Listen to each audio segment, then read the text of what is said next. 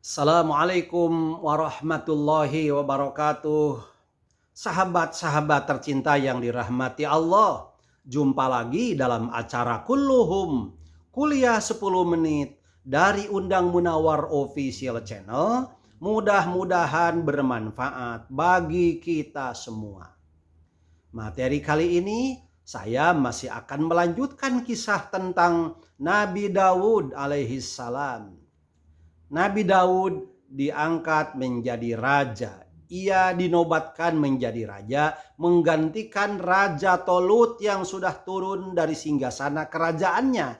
Dan Tolut sudah meninggal dunia. Allah Subhanahu wa Ta'ala memberi kepada Nabi Daud kerajaan yang kuat. Nabi Daud sendiri sebagai seorang raja, seorang nabi dan rasul, oleh Allah Subhanahu wa Ta'ala diberi banyak kelebihan. Diberi banyak mukjizat. Di antaranya Allah Subhanahu wa Ta'ala memberi kepada Nabi Daud sehingga Nabi Daud mampu menundukkan gunung-gunung untuk bertasbih bersama Nabi Daud di waktu petang dan di pagi hari.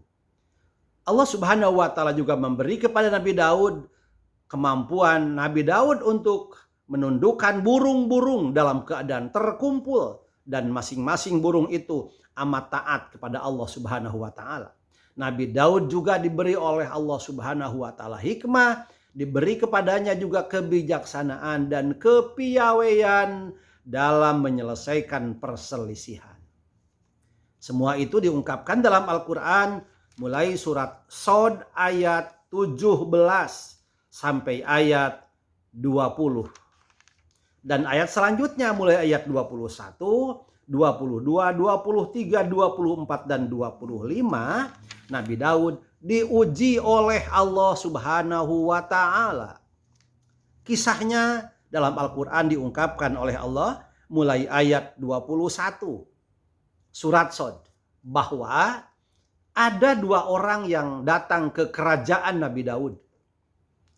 Dua orang itu kemudian meminta kepada penjaganya, kepada para pembantunya agar ia dipertemukan dengan sang raja, agar dipertemukan dengan Nabi Daud. Tetapi mereka, para penjaga itu, tidak mengizinkannya.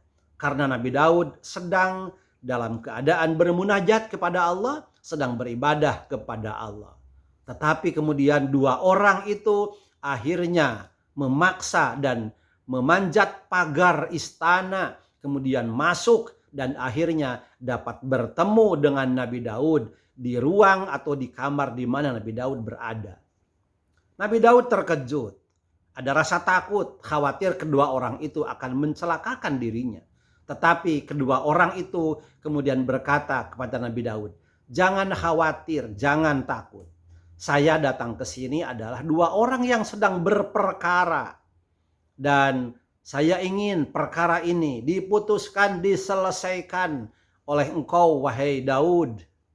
Karena menurut saya bahwa peristiwa ini harus, atau perkara ini harus diselesaikan. Dan dengan penyelesaian yang adil, penyelesaian yang bijaksana. Karena itu saya serahkan kepada engkau."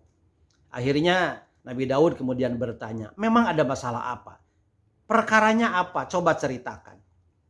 Akhirnya salah satu di antara dua orang itu menceritakan kasusnya, bahwa aku adalah seorang yang terdolimi. Ini adalah teman saya yang sudah mendolimi saya. Kenapa mendolimi? Karena teman saya ini memiliki 99 ekor kambing. Dan saya juga mempunyai seekor kambing. Tetapi teman saya ini terus meminta kambing saya yang hanya satu-satunya untuk ditambahkan kepada kambing dia yang sudah 99. Katanya supaya jumlahnya menjadi 100. Ia terus meminta dengan berbagai alasan, dengan berbagai cara, karena dia memang pandai bicara. Maka pada akhirnya saya pun terpaksa memberikan seekor kambing itu kepada dirinya. Saya merasa terdolimi. Bagaimana menurut pendapat engkau, wahai Daud? Daud akhirnya menjawab bahwa engkau, wahai pemilik kambing 99, telah berbuat dolim, telah berbuat salah, Oleh karena itu saya akan menghukummu.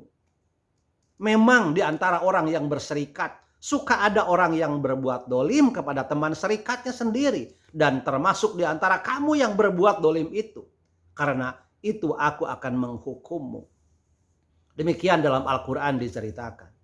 Dan dalam Al-Quran juga disampaikan bahwa Nabi Daud akhirnya mengetahui bahwa Allah sedang menguji dirinya. Tetapi dalam beberapa tafsir ada kisah yang disebut kisah Israiliyat yang menyatakan bahwa kedua orang itu kemudian berkata kepada Nabi Daud, "Wahai Daud, sesungguhnya yang salah bukan aku, tapi engkau. Sesungguhnya yang berbuat dolim itu bukan aku, tapi engkau." Nabi Daud kaget. Kenapa orang itu mengatakan hal yang seperti itu? Kemudian orang itu berkata, "Karena engkau ternyata telah berbuat salah dan berbuat dolim kepada seseorang. Engkau memiliki istri, 99 istri. Tetapi engkau masih menikahi seorang istri lagi sehingga jumlahnya menjadi 100. Dan seorang istri yang ke-100 itu adalah istri orang lain. Ia adalah istri Uria bin Hanan. Dalam riwayat namanya adalah Sabir binti Sa'ig. Dinikahi oleh Nabi Daud, istri orang lain menjadi istri yang ke-100. Engkaulah yang salah, engkaulah yang dolim." Baru kemudian Nabi Daud menyadari, dan setelah itu dua orang itu menghilang entah kemana. Nabi Daud sadar bahwa dua orang itu adalah malaikat yang menyerupakan manusia diutus oleh Allah Subhanahu wa taala untuk memberi peringatan kepada Nabi Daud bahwa apa yang dilakukan oleh Nabi Daud berkaitan dengan menikahi seorang istri Sabig binti Sa'ig, istri Uria bin Hanan, adalah sebuah perbuatan yang salah, sebuah perbuatan yang dolim. Akhirnya dengan kesadaran seperti itu, Nabi Daud memohon ampun kepada Allah Subhanahu wa taala. Dan Allah Subhanahu wa taala mengampuni segala dosanya, mengampuni taubatnya. Hal itu diungkapkan dalam Al-Quran dari mulai surat Shad ayat 21 sampai ayat 25. A'udzubillahi minasyaitonirrajim. Dan adakah sampai kepadamu berita orang-orang yang berperkara ketika mereka memanjat pagar? Itu ayat 21-nya. Wahal ataka naba'ul khasmi idh tasawwarul mihrab. Ayat selanjutnya 22. Iddakhulu ala Dawuda fafazi'a minhum qalu la takhaf khasmani bagha ba'duna ala ba'din fahkum bainana bil haqqi wa la tustit wahdina ila sawa'is sirat. Yang artinya ketika mereka masuk menemui Daud, lalu ia terkejut karena kedatangan mereka. Mereka berkata, "Janganlah kamu merasa takut. Kami adalah dua orang yang berperkara. Yang salah seorang dari kami berbuat dolim kepada orang lain. Maka berilah keputusan antara kami dengan adil. Dan janganlah kamu menyimpang dari kebenaran. Dan tunjukilah kami ke jalan yang lurus." Ayat 23-nya. Inna hadha akhilahu tis'un wa tis'una na'jata waliya na'jatu wahidah. Faqala akfilniha wa azzani fil khitab.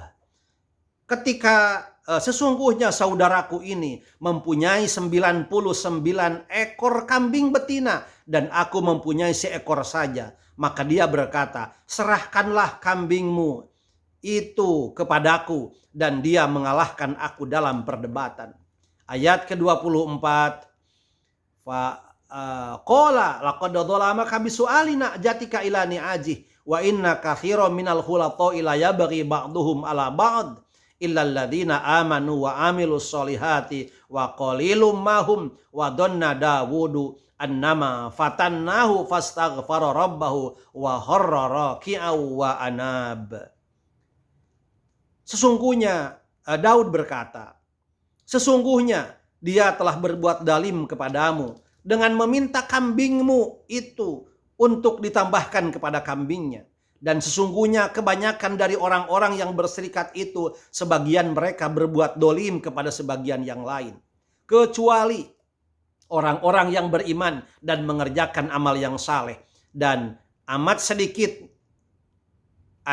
sedikitlah mereka ini. Dan Daud mengetahui bahwa kami mengujinya.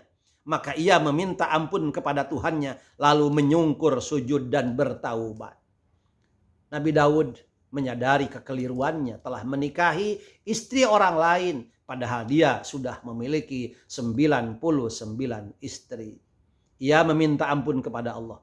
Ia bersujud, menyungkur di hadapan Allah, bertaubat kepadanya. Dan pada ayat 25, A'udzubillahi minasyaitonir rajim, faghfarna lahu dzalik wa inna lahu indana lazulfa wa husnu ma'ab. Yang artinya, maka kami ampuni baginya kesalahannya itu, dan sesungguhnya dia mempunyai kedudukan dekat pada sisi kami dan tempat kembali yang baik.